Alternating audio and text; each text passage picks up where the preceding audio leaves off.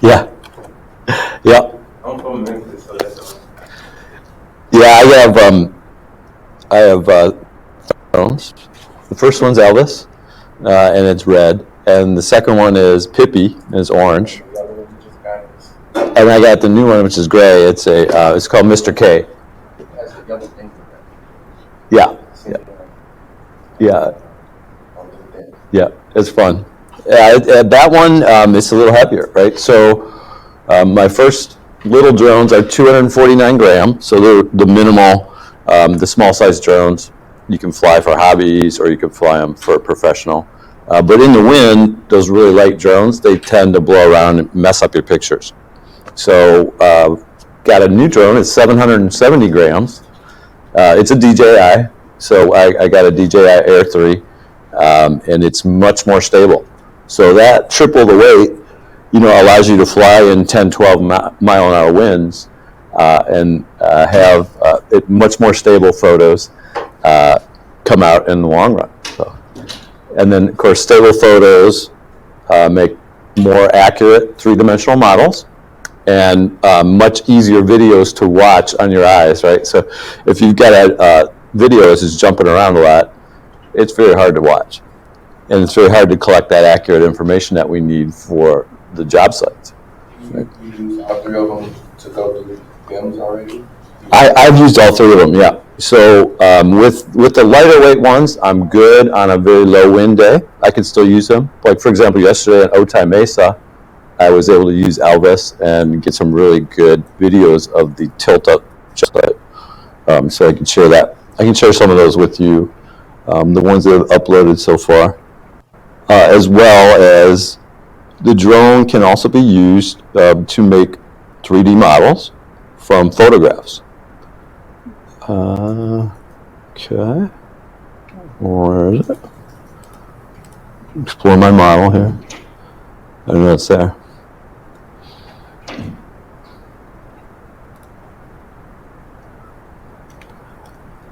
Okay, well, for some reason it's not showing up. I have to dismiss this.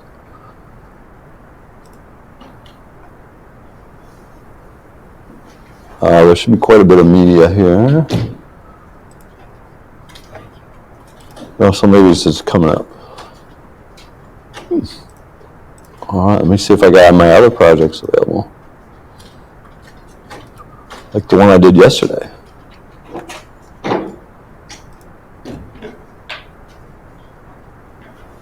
Oh, okay, I get a little error on drone deploy this morning. Sorry about that. Does that rely on the internet? Yeah. You know if the internet's working on this computer? It should be, because I was able to log into YouTube and Okay. yeah. All right, I can show you stuff from YouTube. As a matter of fact, here we are. Here is the tilt up there.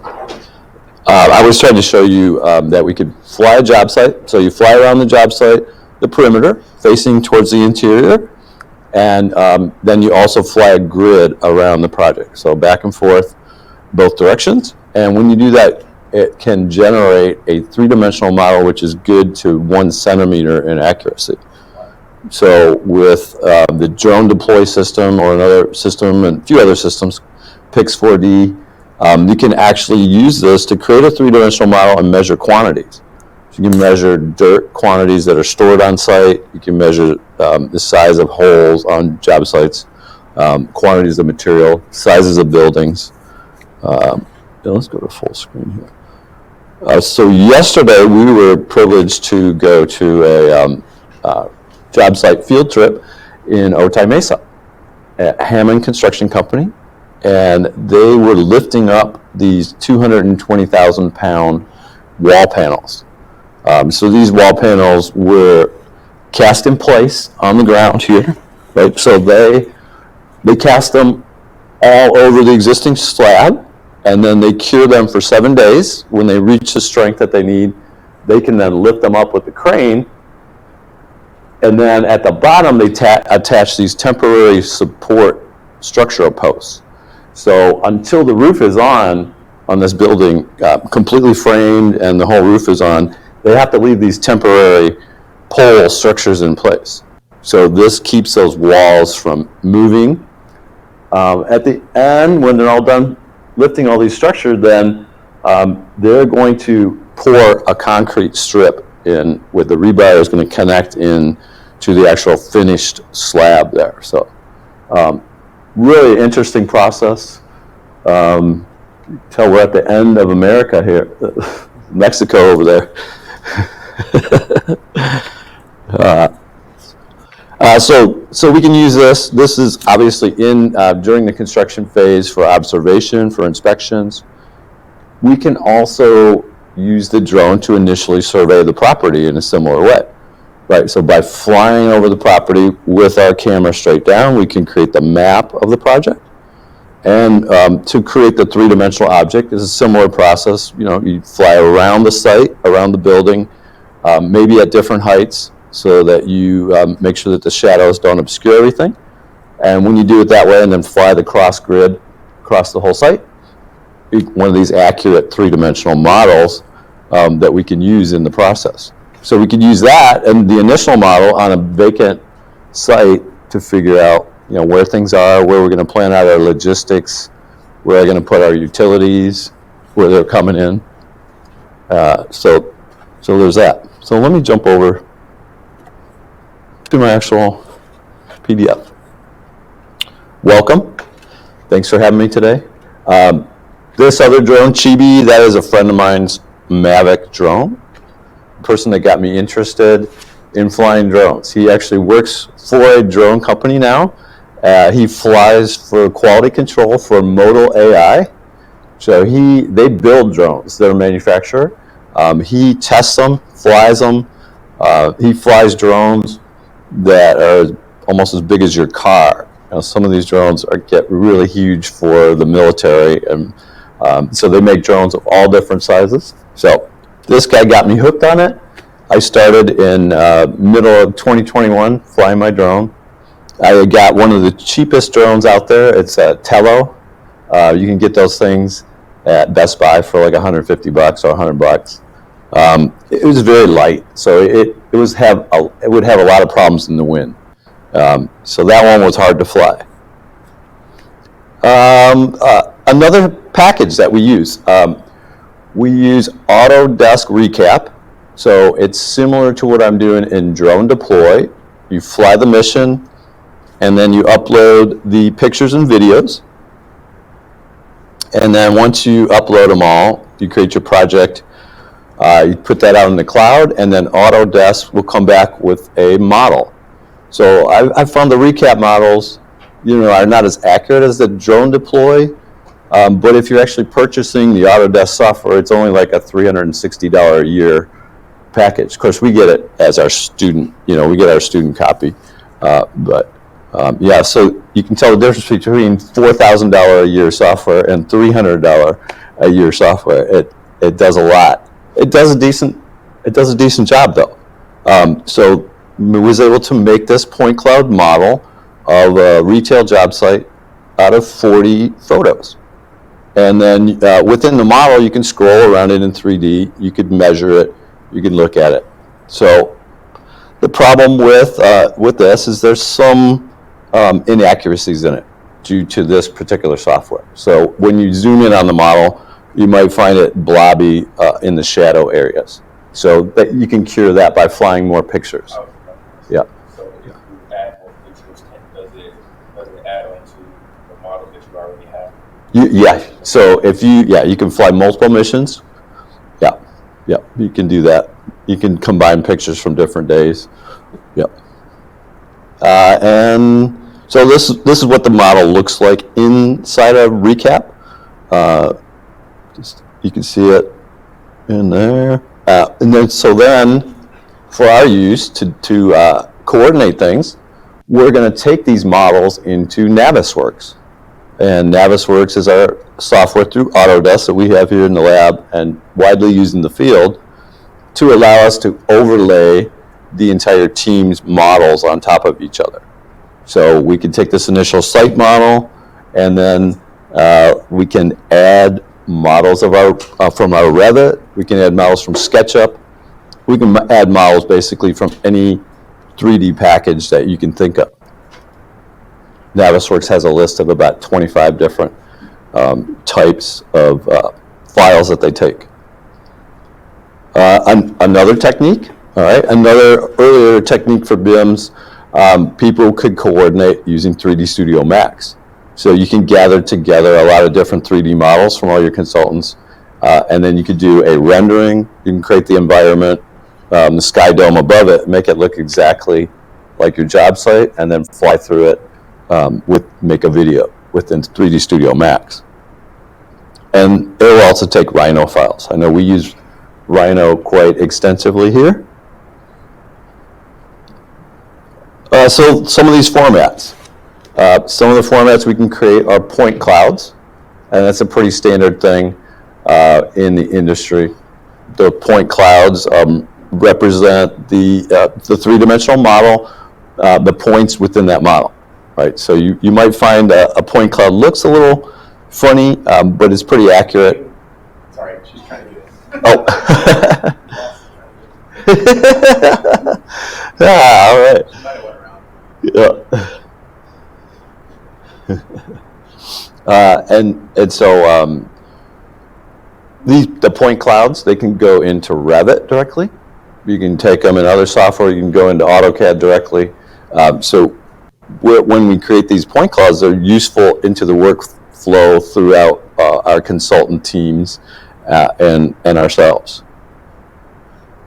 So this is kind of what the point cloud looks. You can see that it's kind of may look a little blurry or have missing points. It's because each one of those points was calculated, but the other ones that are missing, they weren't calculated. So they infer the model from this this calculation of points. So where do I fly? Well, I am living in Oceanside, so I am blessed to fly the arena, the front wave arena. I've been flying that since it's been dirt, like you see here, and then all the way up to the point now they have completely completed the steel. So they topped out the steel a couple weeks ago, and which was another one of our great class field trips. Thanks you guys for coming on that too as well. I do like the 360-degree model views that we're getting here. Maybe if Drone Deploy ever boots up, I could show you one. This is the one I really wanted to show you. Let me try again.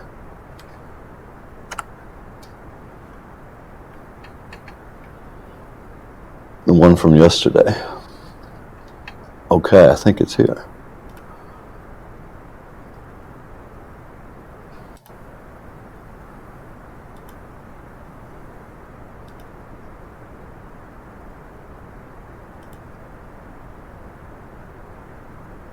All right, let me go back again.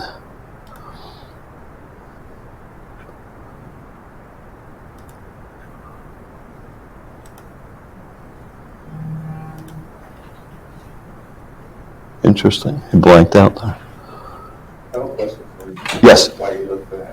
Yeah. So in the beginning, you said it can measure the size of holes and levels of dirt. So which program shows you the from the ground down? Which program will show you? What would measure the quantities? Yeah. So both Pix4D and this program Drone Deploy would give us the tools, and also Autodesk Recap would give us the tools to do the measuring.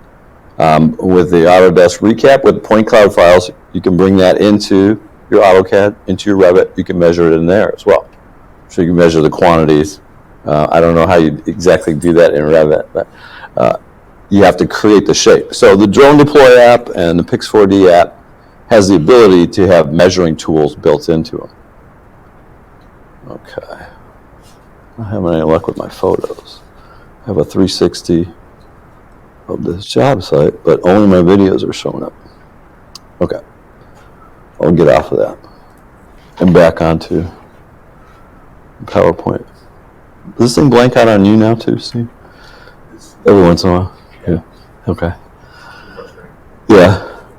The 360 videos from the Autel drones, which is Pippi and Elvis, it's pretty good, but now the 360 videos and the 360 pictures that I get out of the DJI drone are even better. So they're stitched together better, and they come up with a better sky dome in the picture. So I originally was shying away from DJI because of all the controversy, you know, our Congress trying to be protectionistic against them, and the state of Florida and that kind of stuff. So I wanted to try to find other alternatives. But really, if you look at the applications that are out there, you're kind of forced to get some kind of a DJI product to be compatible with the applications that are out there.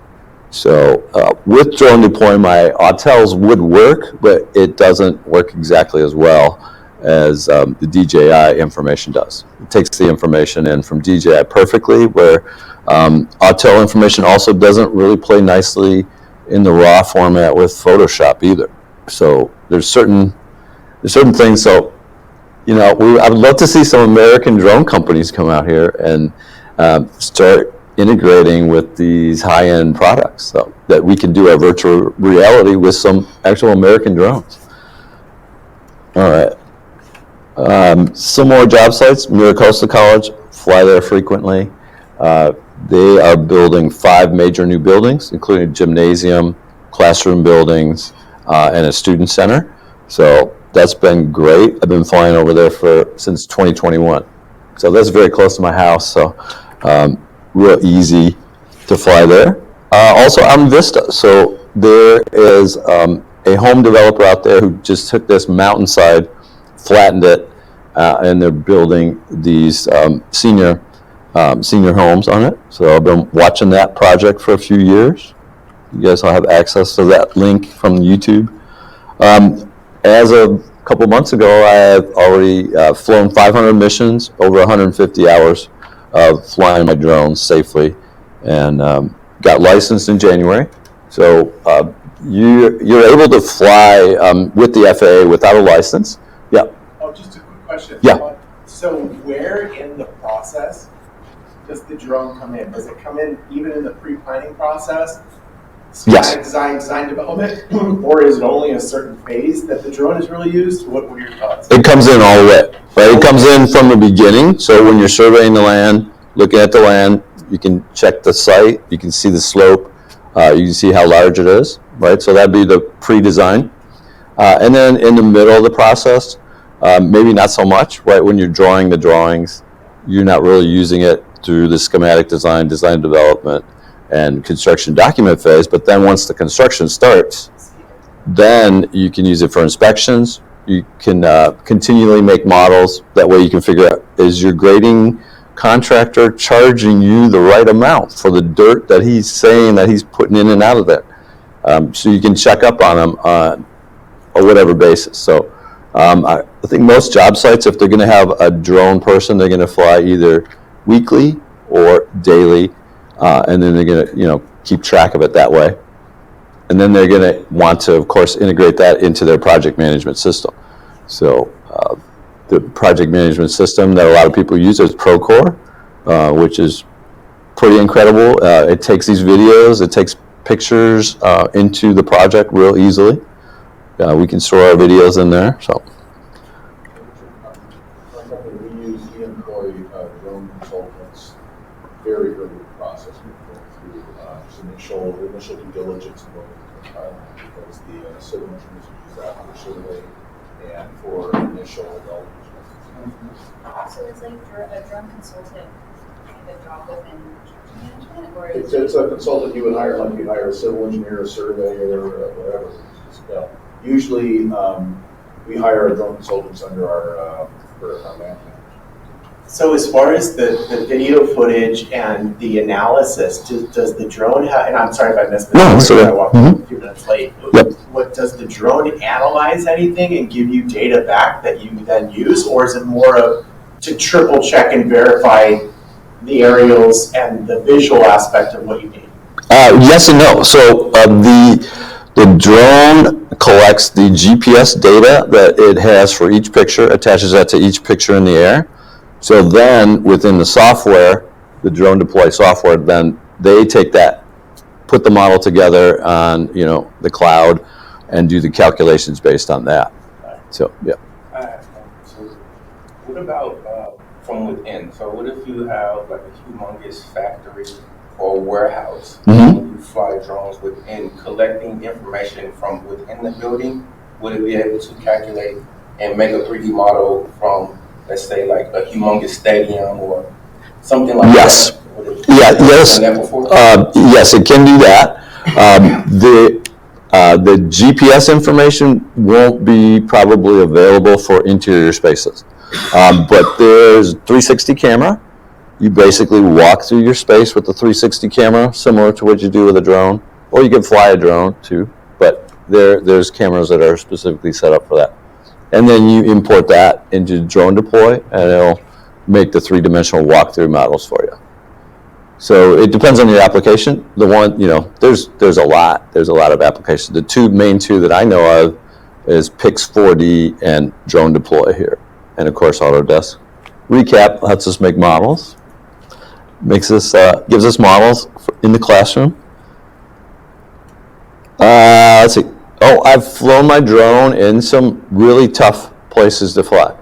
So out by Taos, it's very GPS denied, and the rocks are very metallic. They're very iron metallic rocks, so it messes with the compass. There's also the magnetism that comes down from the sun, the KP factor, KP index. It also affects the ability of the radio to control the drone. So it was a high KP index when I was in both Taos and Sedona. So the GPS has a lot of problems with that. So when it tries to land, then it's going to land in a place that's inaccurate. In Taos, it was actually 500 feet off in the opposite direction of where it was supposed to be. So this just means that the pilot has to be aware of everything that's happening with the drone.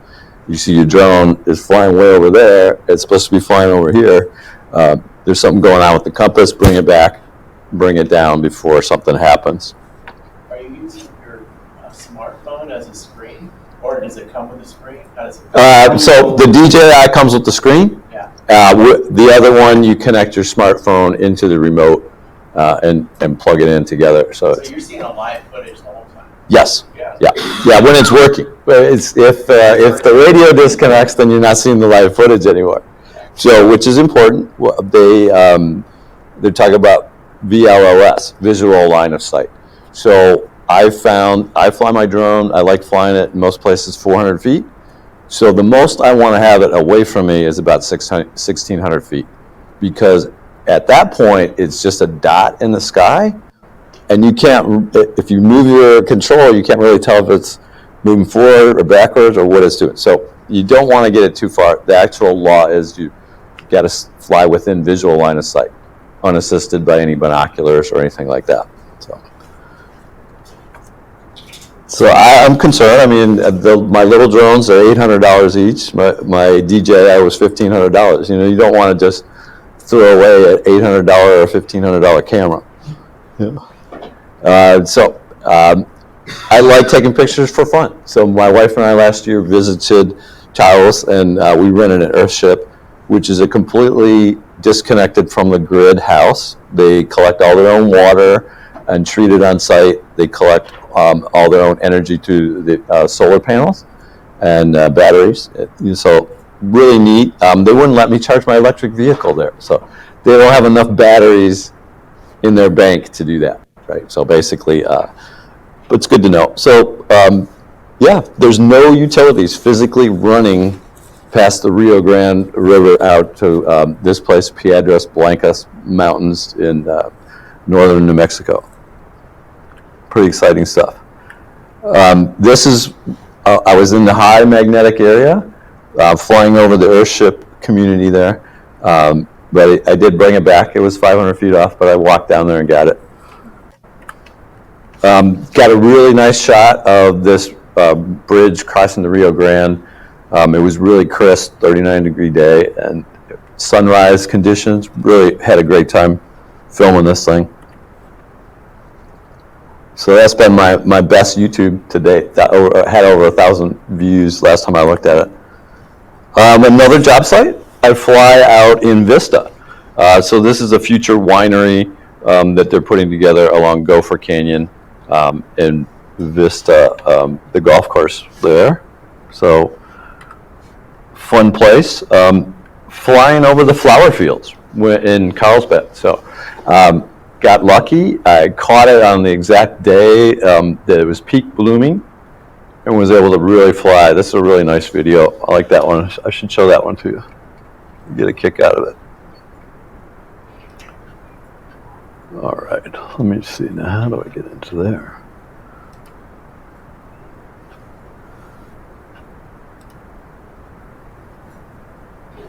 And my videos. Can you set paths? Like, so I do a lot of mountain biking and longboarding, and I've always wanted one, but my buddies have a drone that just follows them around to get the shot from in the air. Oh yeah, yeah. So I'm assuming that's. So you can, yeah, that's a feature of the drone. You can set it to follow you. If you're riding on a bike, it's no problem. It would have more of a problem following cars. Like the maximum speed is probably around 30 miles an hour. Yeah, let me, let's see, play last one. All right. They always have the best footage. Like when you look at the footage, it's amazing.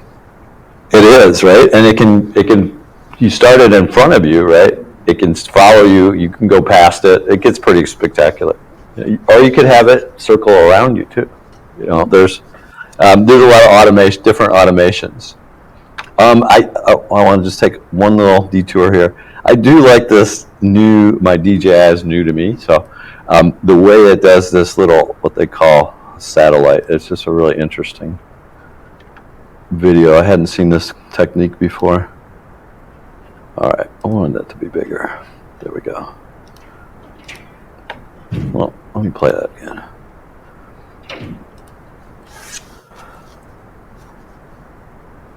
That's not the right one. Oh yeah, okay. There's one. No. It just flies off to the satellite. I don't know why that excites me, but it's different than just the 3D stuff, you know, and the 360s. Yeah, it's pretty dramatic.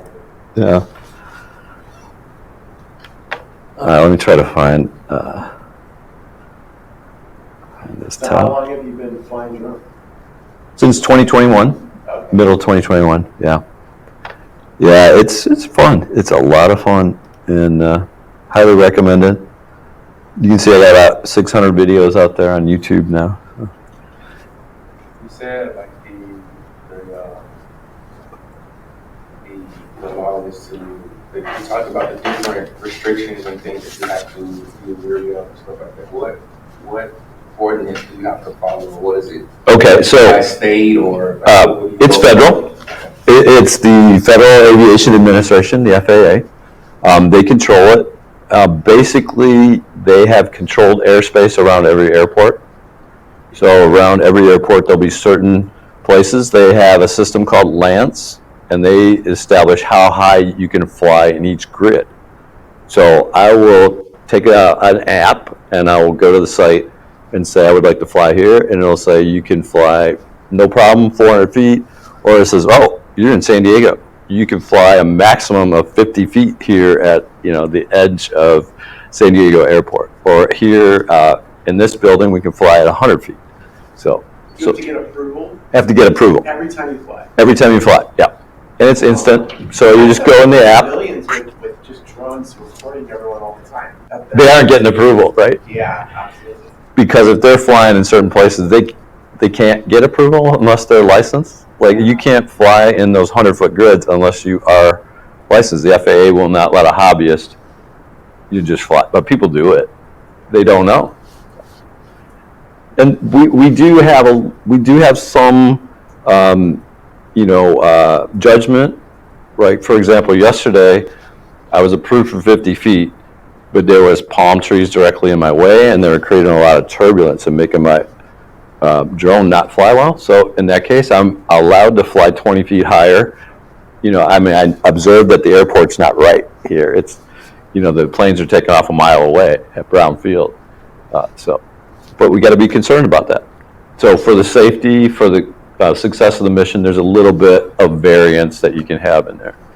But generally, if it's a 100-foot grid, you don't want to fly above it, 50-foot grid, because there's airplanes actively in that airspace. And drones have to move out of the way of the airplane, not vice versa. Even though if the airplane hit my drone, 249 grams, it's going to probably not even damage the aircraft, but it's going to destroy the drone, that's for sure. But the pilots have so much going on that they don't need extra distractions to worry about us.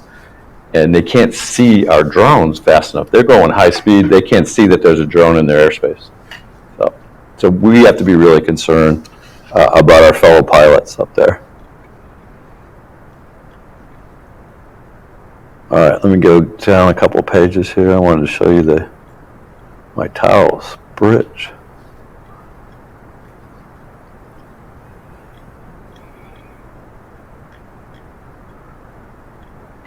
It'd be nice if YouTube gave me an ability to skip through it. Yeah. We're still in 2023. Yeah, this year has been so wet. By this time last year, I had flown twice as much as this year. We've had so much cloud cover and everything. So if the clouds are less than 500 feet, we can't basically take off. You got to have 3 miles of visibility left and right, and you got to have at least 500 before the clouds. Because if you don't, the planes will be flying at that 500 feet on a cloudy day. So the FAA is all about safety, safety for the pilots. All right. And we got people entering the room, I guess. Okay. Continue my way down here to get my way to Taos, which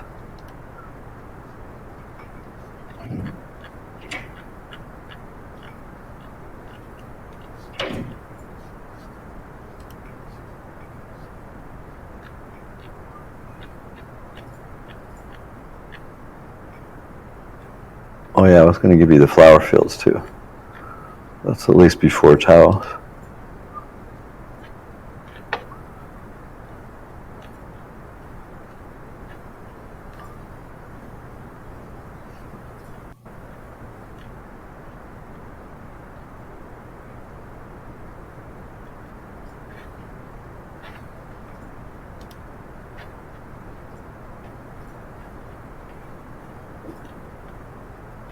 What was the date of this? Oh. This was 5/8. Okay, passed it.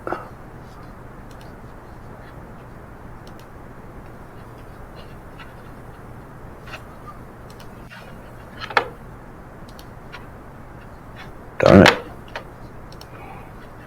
Here we are.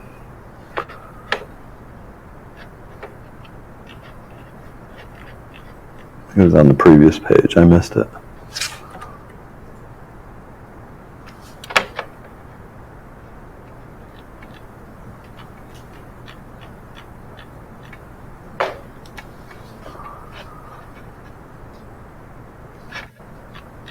Previous. Okay, this was from May.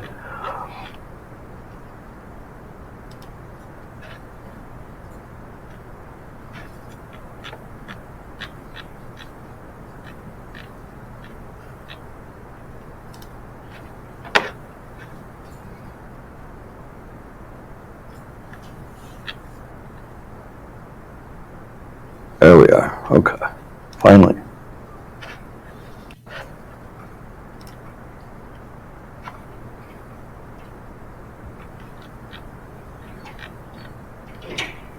Play it for me.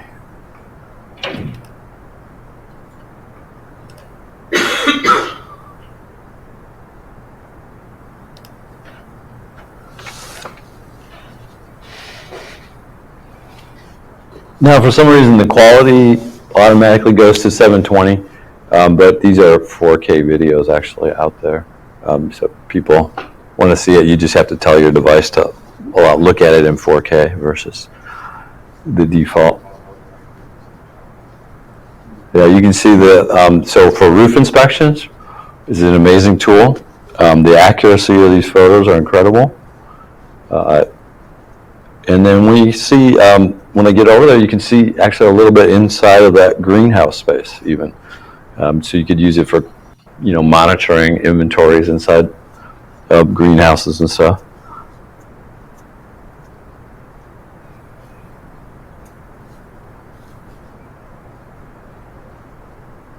Does your time in the videos get like slowed down or shut out? That, I believe, is happening because of our internet connection.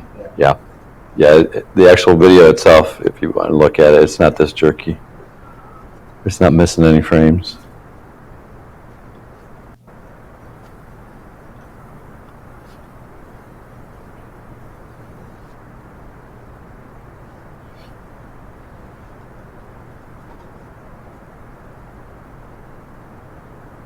I guess that's why it tries to do 720 on your phone, so it doesn't get all jerky like that. All right. Okay.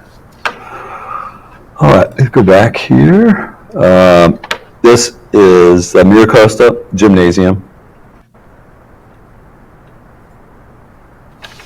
So it all started with this little floaty guy. I flew it into my house probably 5 times in the first 2 months. But luckily it has the prop guards on the little tello, right? And caught it in my tree a couple times. It gets caught up in palm branches, right? It'll fall. But the ultimate end happened. Unfortunately, I was chasing a goose out in La Junta, out near a pond. It was making a mess outside of our patio, and my drone bounced off a tree and into a pond. So it's now permanently in the pond as a toy for the koi to play with in the pond. So. So speaking of like geese, do the places you can't fly because of wildlife and things like that? Yes. Okay. State parks you can't fly. Federal parks you can't fly. I was not licensed at the time. I did not know you're not supposed to fly within 500 feet of wildlife. So I'm now better educated. Didn't know I wasn't supposed to be chasing the geese. What are the rules for hobbyists? Like, if I want to buy a drone, can I fly anywhere I want? Well, you not technically. Yeah, you can't fly it anywhere you want. So the FAA has a drone trust certificate. So they teach a hobbyist the basic requirements. So if you go through that drone trust certificate, then you've got a good knowledge of what you're supposed to be doing. Because I know everybody that get a drone, the first thing they do is fly it up to 1,200 feet. But you do that, you're in airspace. I mean, airplanes fly everywhere above 500 feet. It looks great up there. I mean, my drones were never that powerful to fly that high.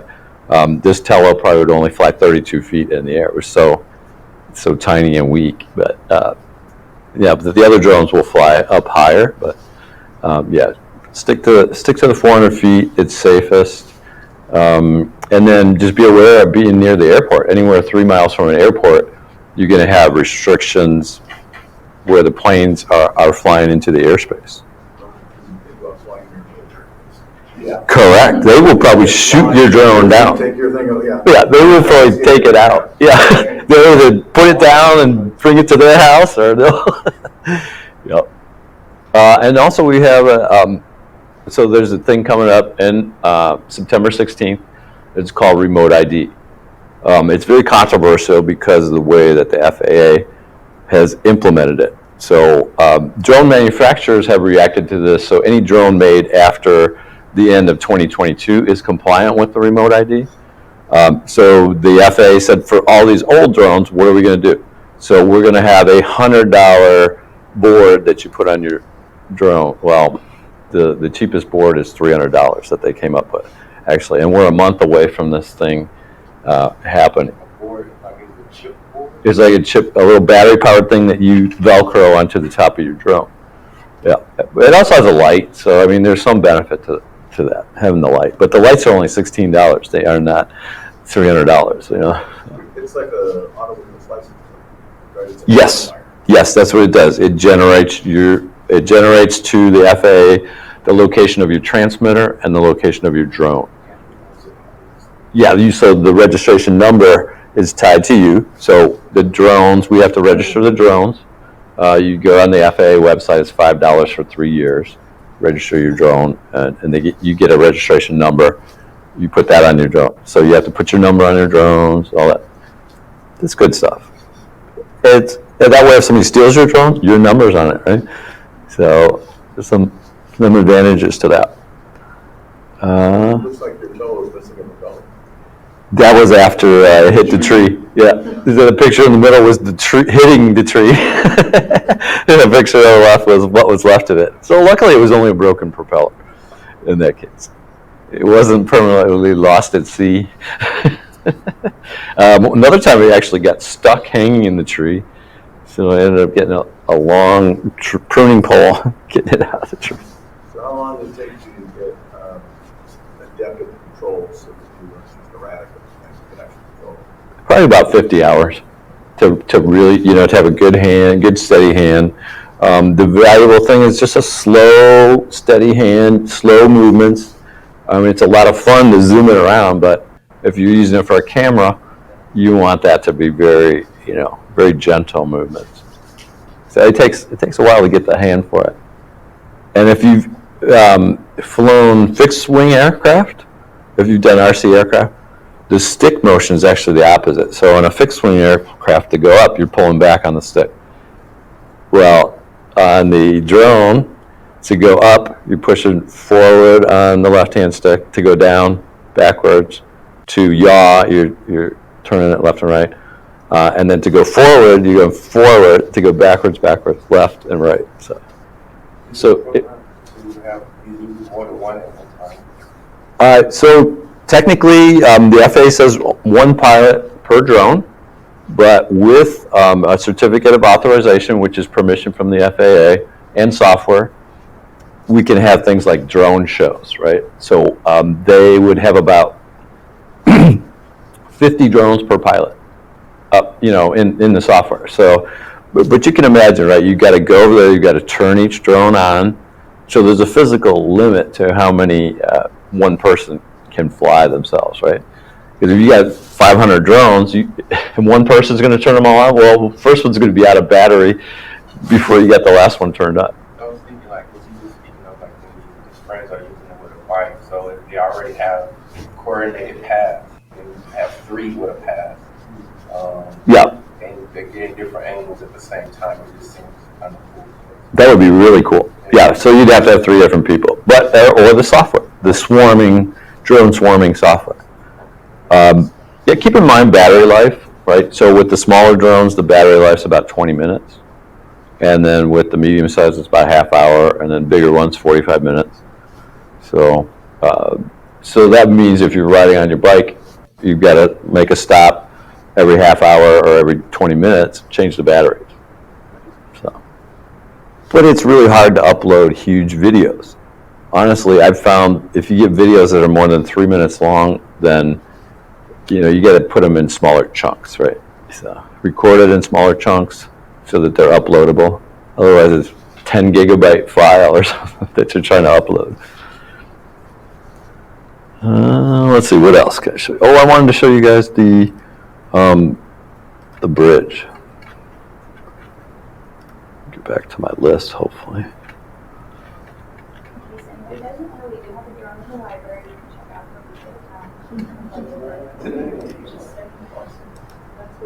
for It's a fun little one. That's a Mavic 2. Yeah, it's light. It blows around. I've flown it. It blows around in the wind quite a bit. So if you get more than 10-mile-an-hour wind, your pictures are going to be, because the gimbal's got like a rubber band on it. So if it gets really windy, that piece of rubber can't keep up with keeping the camera still. All right, now I'm going to go back a year. Wouldn't that be nice if I could just go to a page?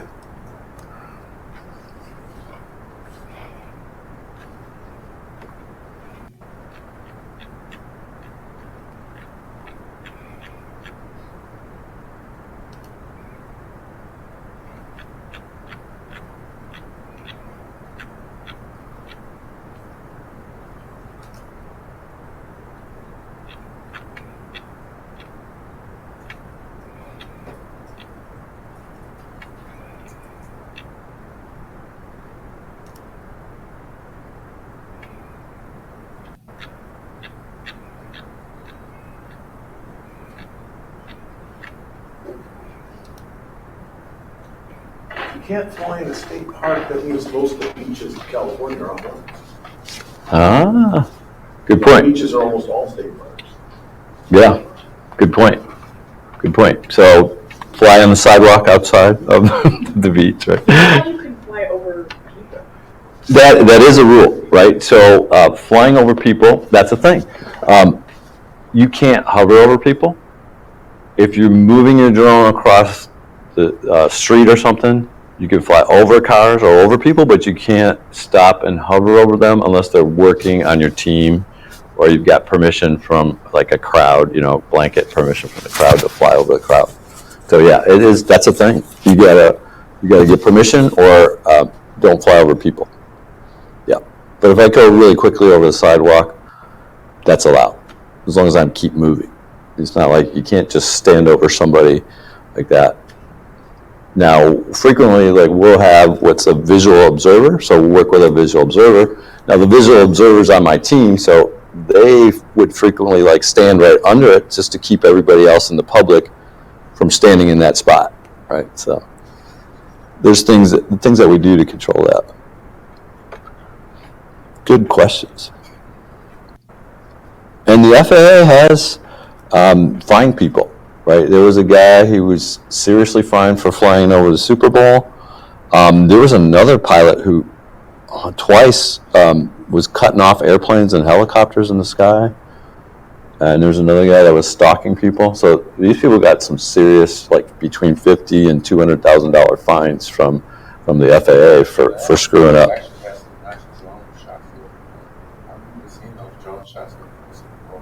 Different plays, it's following the football, and it's actually using for soccer. It's good if you're authorized, but see, no one but the NHL or the NFL is authorized to, Contract for the video with some major network. Yeah.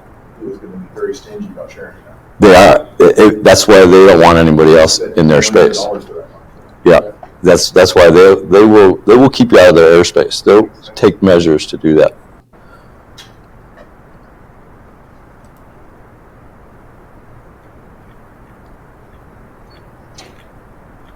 Question. So I know this is CM related. Yes. Initially with the lecture, but what are your thoughts on architects utilizing the drones? I'm sure this conversation's come up. Yes. So architects would love to have it for their portfolios, right? So they will hire me to fly their buildings, fly a marketing package for the building, similar to like not exactly like a real estate agent's package, but photos of the architecture in all of its glory. I was on the phone yesterday with one of our consultants putting together a package for selling some of our properties. And that's what we do is get better drone photography of the site to embed photos in the commercials. Do you do that here? Yeah. Yeah, in my Platt, the school I was at before here, they had these three man team, and that's what they do a lot. They go make videos and shots of different things and make movies for different clients and everything like that. And they make a lot of money. They're like 19, 20 years old. And they're just pretty. Unfortunately, they're making more than most architects. Probably. They find the niche. Yeah. The riches are in the niches. That's right.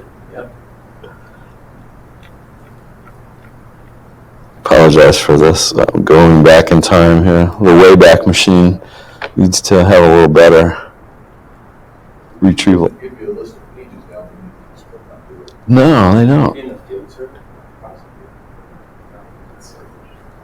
Yeah, most interfaces will give you that. I want to go to page 10 or whatever. Yeah. Yes. You want to see the tree crash? Yeah. That's a good stopping point. Yeah. Yeah.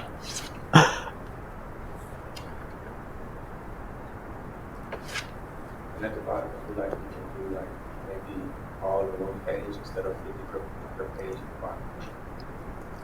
So flying in your backyard, you got to make sure there's nobody in your neighbor's backyard that's That's- outside, so you don't capture them. That's right. Yeah. Can't stop. Yeah. Yeah. Can't stop them. I don't want to see that though. So professionally, what we do is when we are flying to the job, we fly with the camera straight down, right? So that way you're not accidentally. Woohoo! Yep. Put the prop back on and try again. I put a spare on. I found the prop later, but it must have gotten stuck in the tree, I think, or something for a while. Yeah, it floated up in this last winter's storms from a couple of years ago. Yeah, it was kind of fun. Oh, there it is. I wonder where that propeller went. Thank you. All right, Great. you're welcome. Thanks for coming. You don't want to see videos of me when I was 50 pounds overweight. Okay. Let's wait. I think we're there.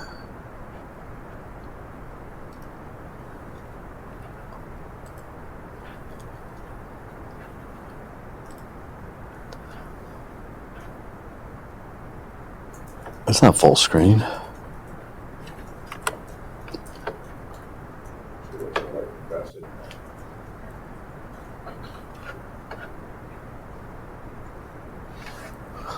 As you can see, my hand was not that good back in September last year. Made a lot of progress. That's it. And it's also maybe a matter, if you get the drone, you can also set it to a more smooth mode.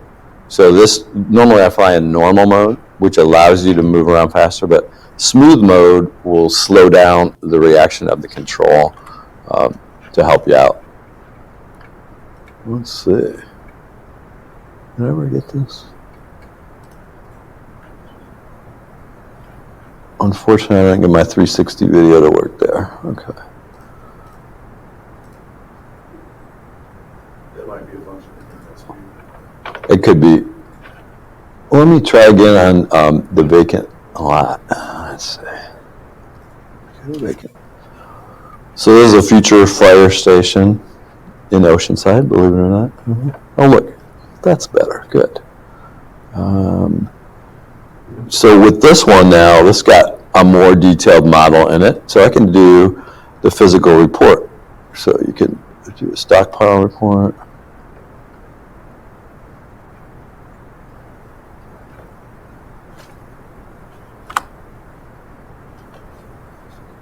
Yeah, it is the internet.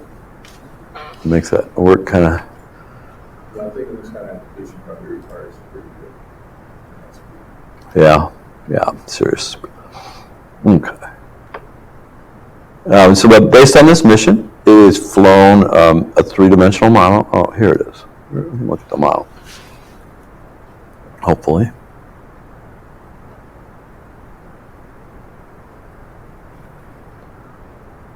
Yeah, so for the pre-construction, right, you can go out and fly your job site, and then you can get the detailed elevation, the topography on it, yeah.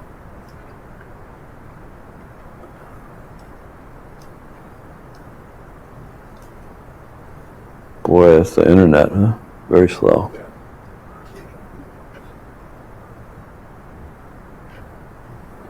Yeah, Adish. That's what we do. Yeah, it's a pretty nice. So basically, this mission was at 1.6 acres. So fly around the perimeter, facing the camera towards the middle, and then fly 50-foot strips. So I only flew in one direction. So for this model, it was accurate enough. But if you really need a more accurate, so you fly in this direction, and then you fly in the opposite direction too. It'll add more pictures, more detail to it. So you can give it the coordinates and just sit back and let it do its thing. Yes. Yeah. And just scan the whole area. Right. Let me see if Do you they'll. all have that in one go, or do you have to stop to like charge it or to uplift it? So depending on the site, with this 1 acre site, it was all done in one battery.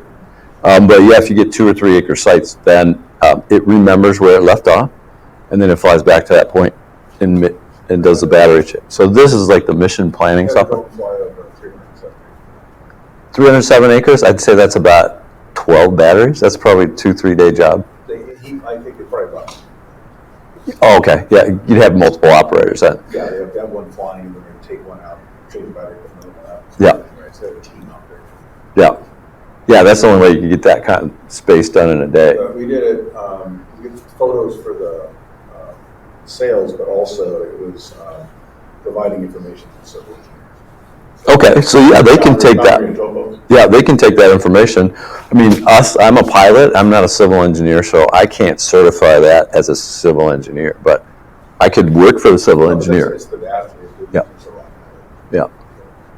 Yeah. And what it did, it wasn't cheap, but actually I would have got to pay for the engineers to go out there. It would have taken them a lot longer to get there, It was right? 3 hours. So Yeah. I kind of, by doing the drone thing, we kind of killed two birds with one stone. Yeah. Get the marketing. Oh, yeah. And a lot faster than your civil engineer would have been able to get to it. Yeah. Yeah. Could even, I mean, that would 300 acres, that would take them a week. More accurate, we just needed to put Yeah. So when you do the survey, you will do the survey later, right? Or whatever. We'll do a real survey later, for up front, for Yeah. planning, stuff. Yeah. The model that's created by this system is really accurate for that, accurate enough for that. Yeah. Yeah. Gives you all the topo and all the good stuff. They have a way of looking at it. It's like, looks like thermal. I don't know, but it looks like, if you looked at a thermal thing, it's a color, bright colors.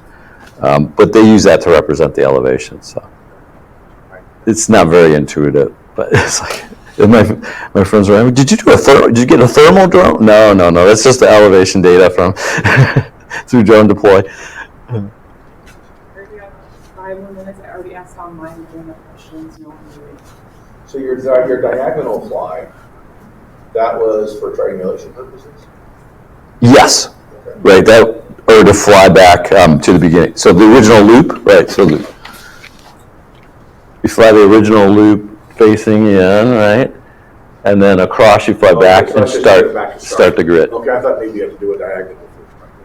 No, you don't have to, but that's just, it plans it out, right? So this is 6 minutes, 3 acres, 1 battery, 109 images. So when you get over 60 images, you should have a ground control point. So a ground control point is just a little crosshair that you put on the ground. So what I would have done to do it really more accurately is just put 1 ground control point in the middle. And then that ground control point helps the modeling software line up the pictures better. Because sometimes shadows or something creates a situation where it's not able to totally accurately align it. I did want to show you that in the OTI model, because there was this one where there was just a misalignment of my car, which was parked. So I don't think my car moved 10 feet forward. Anyways, I don't know. I wasn't able to access the OTI. So what's the product that's generated? So a FBX model or an OBJ model or JPEG photos or MP4 videos. Can you view that on the cloud, or is that? Yeah. This is on the cloud. Yeah, definitely. And you could share it. You can share it with your customers, and you could download them and also reproduce them. And you say you use the smaller ones in Photoshop Raw, right? Yeah, the smaller ones in Recap were all right for me, but I'm not really.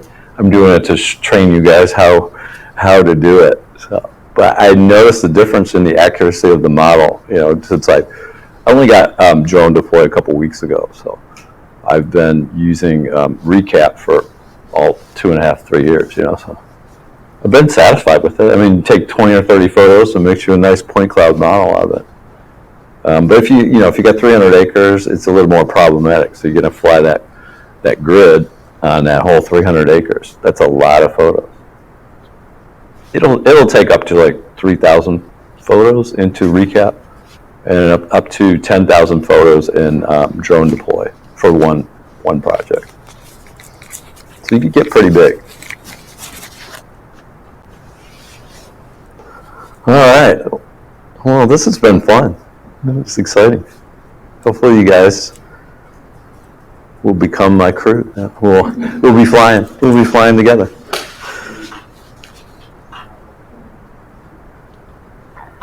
We use the company drones. All right. Any other questions or anything? All right. Fabulous. Nobody on the internet has anything? I think we might have to shut down and live stream online, but Okay. no questions. All right. Well, I explained everything perfectly, right? Not likely. Yeah, thank you. Yeah, this is a really interesting lecture.